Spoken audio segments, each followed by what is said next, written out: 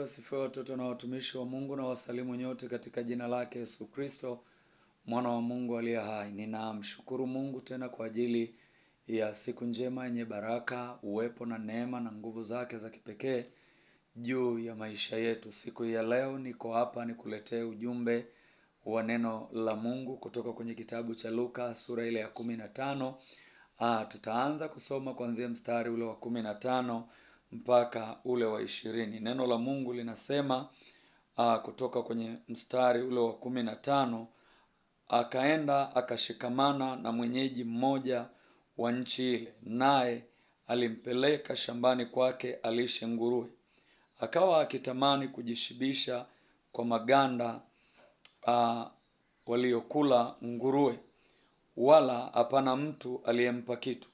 Alipozingatia moyoni mwake, alisema, ni watumishi wangapi wa baba yangu wanaokula chakula na kusaza, na mimi hapa ninakufa kwa njaa. Nitaondoka, nitakwenda kwa baba yangu na kumwambia, Baba, nimekosa juu ya mbingu na mbele yako, sistahili kuitwa mwanao, sistahili kuitwa mwana wako tena. Nifanye kama mmoja wa watumishi wako. Akaondoka akaenda kwa babaye. Alipokuwa angali mbali, baba yake alimuona, akamwonea huruma. Akaenda mbio, akamkumbatia, akamwangukia shingoni, akambusu sana. Hii ni habari ambayo kwa namna moja au nyingine, habari hii umeisikia, habari hii umeisoma, na habari hii umefundishwa kwa njia mbalimbali na watumishi wa Mungu, kwa sababu ni habari ile ya mwana mpotevu. Ninachotaka kusema tu ni kwamba dhambi ina uwezo wa kumfukuza mtu nyumbani, na dhambi ina kawaida ya kumbadilishia mtu muonekano, ikakubadilishia utambulisho. Hofu ikiondoka kwenye maisha ya mtu, haogopi chochote, kwa kuwa Mungu haishi tena ndani ya huyu mtu. Huyu mwana mpotevu, baada ya hofu kuondoka kwenye maisha yake, baada ya Mungu kuondoka kwenye maisha yake, alikwenda akamweleza baba yake haya ambayo amemweleza, ya kwamba anataka sehemu ya mali alionayo, hii mali aweze kuondoka aende akajitegemee, na baba yake akampatia. Sasa kama dhambi inao uwezo wa kumfukuza mtu nyumbani, ni watu wangapi wamefukuzwa nyumbani kwa sababu ya uovu wa siri walioufanya ndani ya ndoa zao kwa wazazi wao, na watu wamejikuta wako kwenye mazingira mengine magumu ambayo wao wenyewe hawakutizamia. Fikiri juu ya huyu mwana mpotevu. Maana yake muonekano wake ulibadilishwa kutoka ndani. Mtu ambaye amefika mahali muonekano wake umebadilika kutoka ndani, hawezi kuogopa chochote tena. Na ndio sababu wakati mwingine mtu anaweza kukwambia, nimevaa sura ya kinyama, nimekuwa mkatili. Hofu hakuna ndani yake tena. Maana yake uovu umechukua nafasi. Kwa hiyo dhambi zimekuwa zikiwafukuza watu kwenye maeneo yao. Uovu umekuwa ukiwafukuza watu kwenye maeneo yao.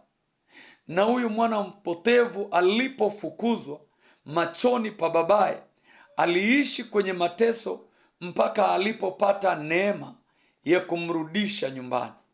Sio wote wanaweza wakapata hii neema. Ukisoma kile kitabu cha Warumi sura ya 8 mstari wa 28 mpaka wa 30, utaona habari ya watu waliochaguliwa tangu asili, walijulikana tangu asili. Ndio sababu katika dakika za mwisho za baadhi ya watu kwenye maisha yao, humgeukia Mungu, hufanya toba, na wakati huo utokea unyakuo kwenye maisha yao. Sasa huyu mwana mpotevu akapata neema.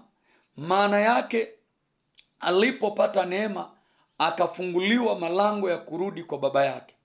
Alirudi kwa baba yake kwa jinsi ya mwili, lakini alifanya toba kwa Mungu aliye hai. Dhambi humfanya mtu kuwa na kiburi, lakini neema huurudisha moyo wa mtu. Sasa dhambi inapomfanya mtu awe na kiburi, moyo wake unakuwa na mashindano kati ya toba na kumrejelea Mungu. Yesu amefanyika neema ili usifie dhambini.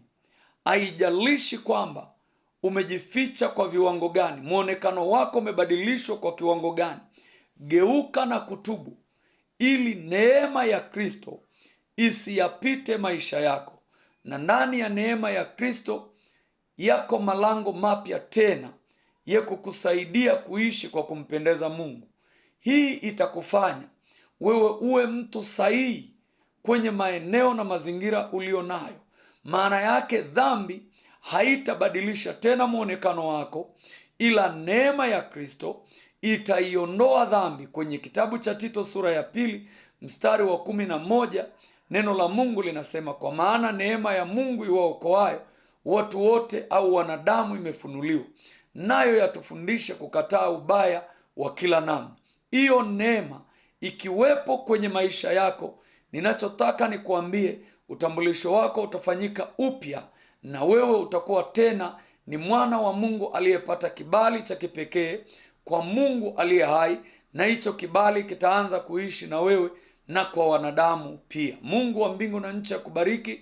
Utambulisho wako urejeshwe katika jina la Yesu, kama mwana mpotevu aliporejea kwa baba yake. Amen.